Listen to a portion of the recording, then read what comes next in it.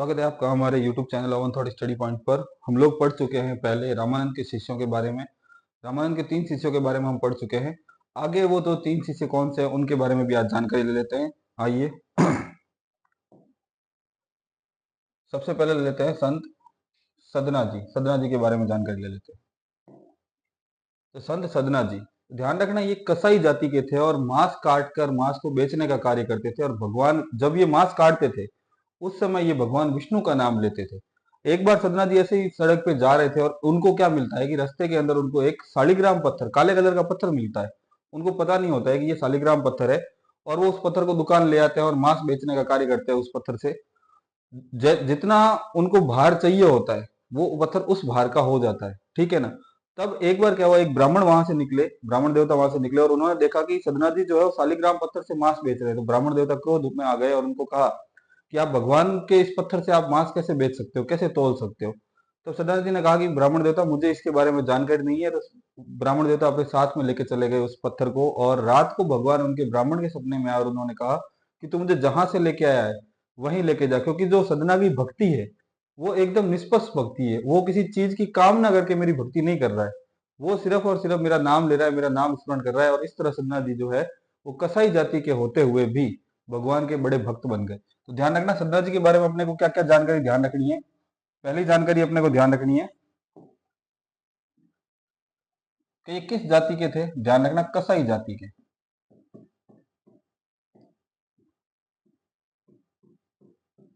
किस जाति के हैं सदना जी? ध्यान रखना सदना जी जो है वो कसाई जाति के। क्या कार्य करते थे? मांस काटना व बेचना, ये इनका कार्य था। मांस को काटना व मांस को बेचना, ये ध्यान रखना। और क्या है? ध्यान रखना कि इन्होंने एक पत्थर, इनको एक पत्थर मिला। कौन सा पत्थर? शालिग्राम। तो ध्यान रखना शालिग्राम पत्थर। शालिग्राम पत्थर से ये मांस को तोलते।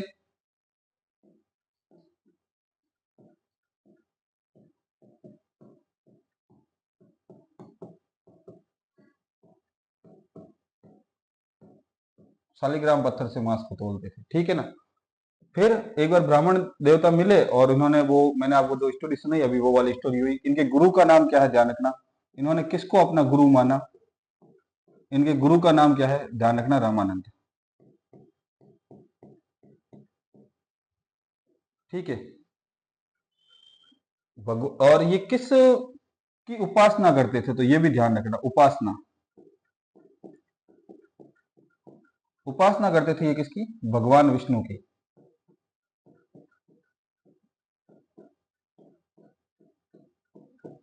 भगवान विष्णु की उपासना करते थे, ठीक है ना। पत्थर, जब ब्राह्मण देवता के सपने में भगवान विष्णु आए कि तू इस पत्थर को यहाँ क्यों लेके आया, तू जहां से इस पत्थर को लेके आया तुझे वहां इस पत्थर को वहीं छोड़ गया, क्योंकि मैं उस सदना भगत की जो भक्ति है उससे मैं प्रसन्न हूं और मैं उसी के पास रहना चाहता हूँ। वो मुझे जब तोड़ने के लिए उस तराजू के अंदर रखता है तो मुझे ऐसा प्रतीत होता है कि वो अपने हाथों के अंदर मुझे झूला झूला रहा है।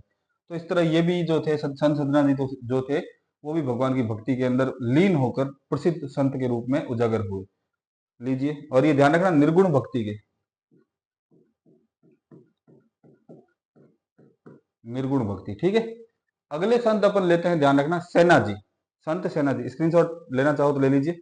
आगे लेते हैं संत सेना जी।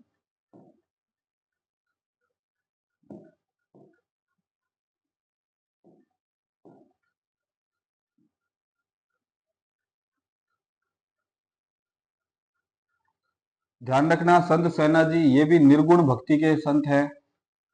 इनकी भक्ति भी कैसी है? निर्गुण भक्ति।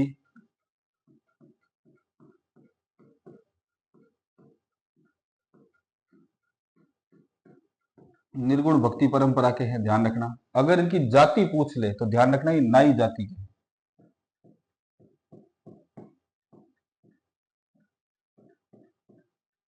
नाई जाति के, किस जाति के हैं? ध्यान रखना नाई जाति के।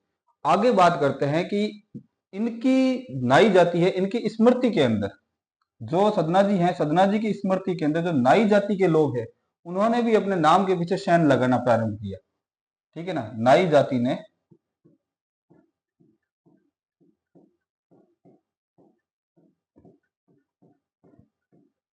सेना जी की स्मृति में अपने नाम के पीछे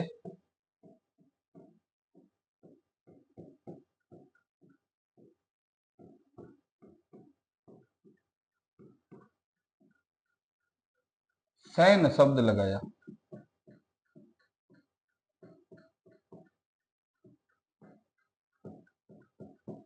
इनके बारे में बड़ी रोचक स्टोरी है, ध्यान रखना।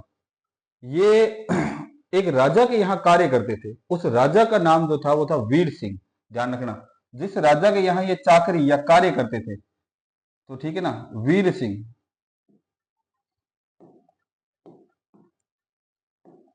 राजा वीर सिंह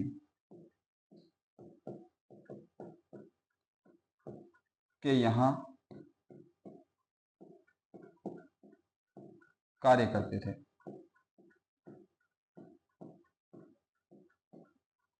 तो जिस राजा के यहाँ ये कार्य करते थे, एक बार क्या हुआ, इनकी सेना जी की थोड़ी तबीयत खराब हो गई, तो ये उपस्थित नहीं हो सके राजा के सेवा करने के लिए।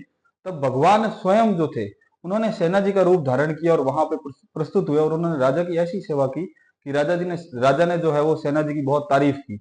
दूसरे दिन जब सेना जी वहां पहुंचे, तब सेना जी को पता चला कि भगवान जो थे उन्होंने खुद मेरा रूप धारण करके जो है वो इनकी सेवा की है। मैं तो कल आया नहीं था, तो कौन आया मेरी जगह पे? तो उनको पता चला कि भगवान आए। और ये किस भगवान की पूजा आराधना करते थे, ध्यान रखना, विठल और रुक्मणी, ध्यान रखना, के भक्त थे। ये भगवान विठल और रुक्मणी, यानी कृष्ण के और रुक्मणी के,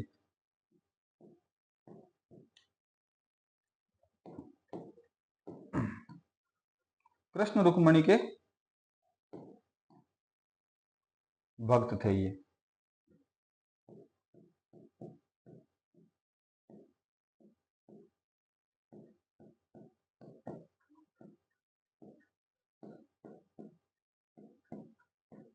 कृष्ण और रुक्मणी के क्या थे? ये भक्त थे। हिंदू संत के साथ साथ ये महान कवि भी थे, ये भी बात ध्यान में रखना। यहां लिख रहा हूं, हिंदू संत के साथ साथ हिंदू संत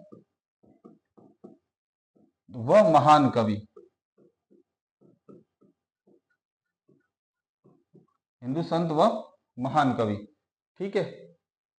अगर इनके जन्म की बात करें कि इनका जन्म कब होता है, क्या होता है, तो ये ध्यान रखना, इनका जन्म जो है वैशाख कृष्ण द्वादशी 1557 के अंदर जन्म की बात की जाए, 1557 वैशाख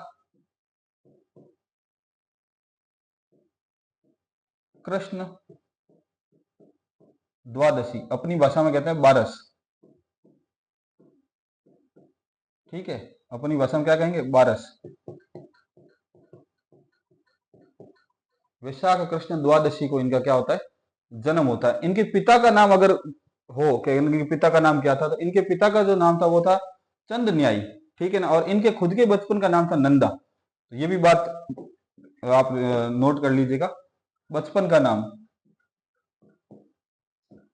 बचपन का नाम, इनके बचपन का नाम था नंदा, ठीक है ना। नंदा था, इनका बचपन का नाम नंदा था, ठीक है।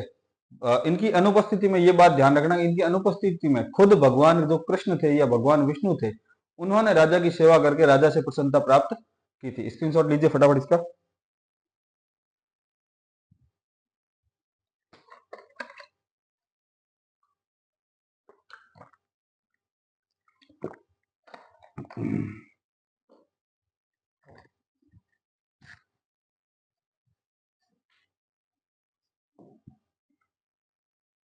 आगे चलते हैं संत कबीर। तो संत कबीर के बारे में ऐसा कोई व्यक्ति नहीं होगा जिसको संत कबीर के बारे में जानकारी नहीं होगी। तो संत कबीर, जो ध्यान रखना, निर्गुण भक्ति के बहुत ही बड़े विद्वान मान लो, कवि मान लो, चाहे व्यंगकार मान लो, जिन्होंने हिंदू मुस्लिम दोनों की पूजा पद्धति के ऊपर व्यंग किया और हिंदू मुस्लिम एक तक स्तंभ के रूप में भी इन्होंने कार्य किया है। तो संत कबीर के बारे में देखते हैं। सबसे पहले ध्यान रखना, संत कबीर हिंदू मुस्लिम एकता के स्तंभ। हिंदू मुस्लिम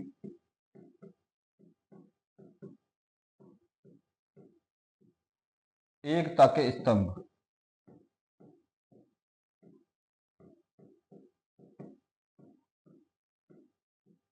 ठीक है।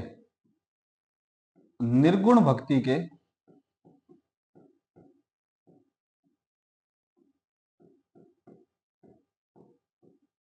निर्गुण भक्ति के व्यंग्यकार व कवि। पढ़े लिखे नहीं थे, ध्यान रखना, फिर भी अपने इन्होंने बहुत सारे उपदेश दिए हैं, बहुत सारी बातें कही है। ज्ञात देखो, इनके जन्म के बारे में बहुत कंट्रोवर्सी है, बहुत अलग अलग लोगों की अलग अलग मान्यता है कि इनका जन्म कब हुआ, क्या हुआ।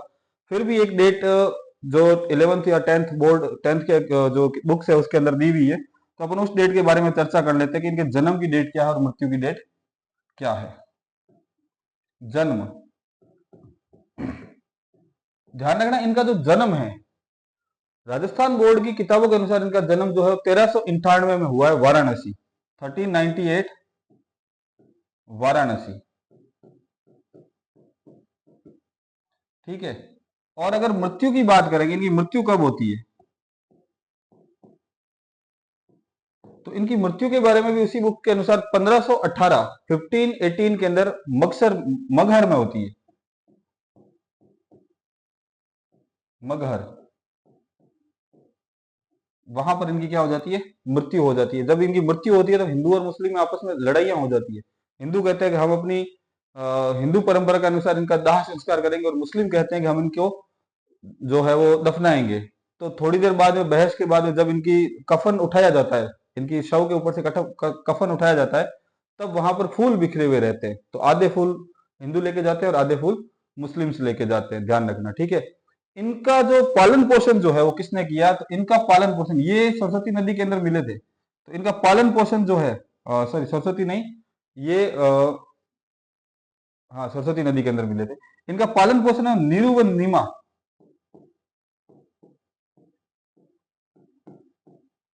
इनका जो पालन पोषण है, एक दुल्हा दंपति थे नीरू व नीमा,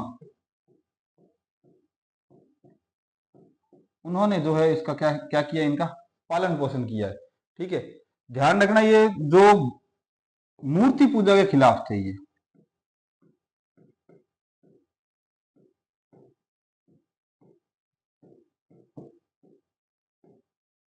मूर्ति पूजा के विरोधी। इन्होंने बड़े ही जोर शोर के साथ में इन्होंने मूर्ति पूजा का विरोध किया है। इन्होंने एक दोहे के अंदर भी इस चीज को बताया है कि पाहन पूजे हरि मिले तो मैं पूजू पहाड़। इन्होंने कहा कि पाहन पूजे हरि मिले तो मैं पूजू पहाड़, ताते तो चकिया भली पीस खाए संसार। इन्होंने कहा है कि अगर पत्थर को पूजने से भगवान की प्राप्ति होती है तो मैं पहाड़ को पूजूंगा, पर उससे तो ये चक्की अच्छी है, जिसको पीसने से लोगों को अनाज अन्न मिलता है या उनको आटा वगैरह मिलता है। ध्यान रखना, इनके गुरु का नाम कई बार पूछा जाता है, गुरु का नाम, तो इनके गुरु का नाम है रामानंद।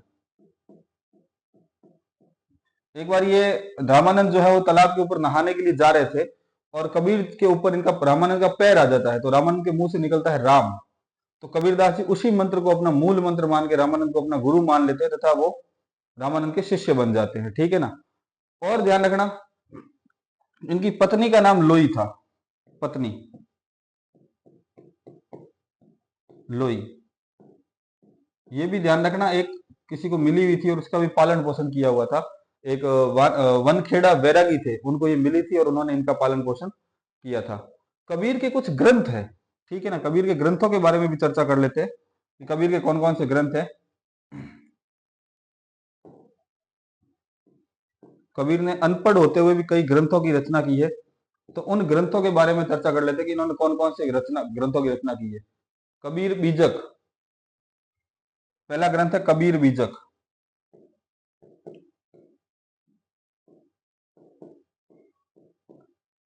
ठीक है। दूसरा ग्रंथ इनका कौन सा है, ध्यान रखना, इनका दूसरा ग्रंथ है कबीर ग्रंथावली।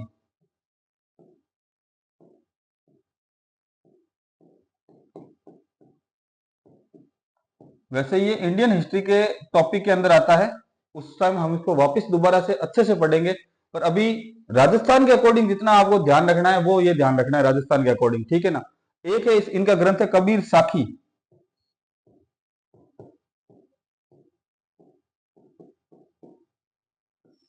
कबीर साखी, ठीक है। इस चीज का राजस्थान के अकॉर्डिंग आपको ध्यान रखना है, इसको आप स्क्रीनशॉट ले लीजिए, ठीक है।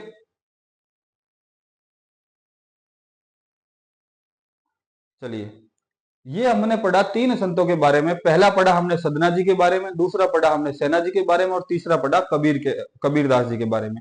तीनों राजस्थान के अकॉर्डिंग पढ़े हैं। सदना जी कसाई जाति से थे, सेना जी नाई जाति के थे।